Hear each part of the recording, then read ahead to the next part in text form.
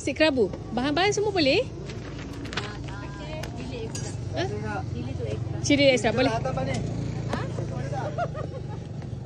InsyaAllah cuba. Cuba.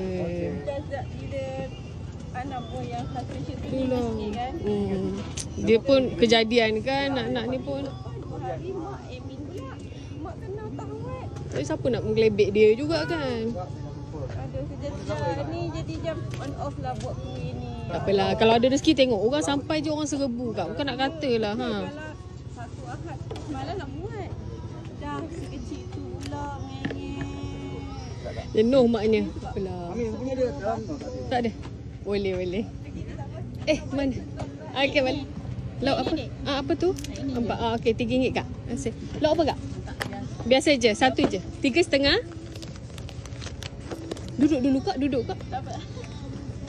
35 balik 15 kakak ni. 2. Sampai saya buat satu plastik. Boleh. Oh, nasi lemak ya? Oh. Okey. Nasi lemak biasa. Sambal sekali ke asin?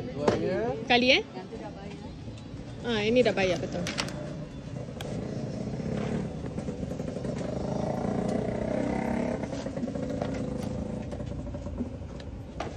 Doi.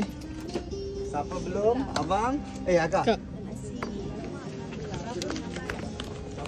2,5.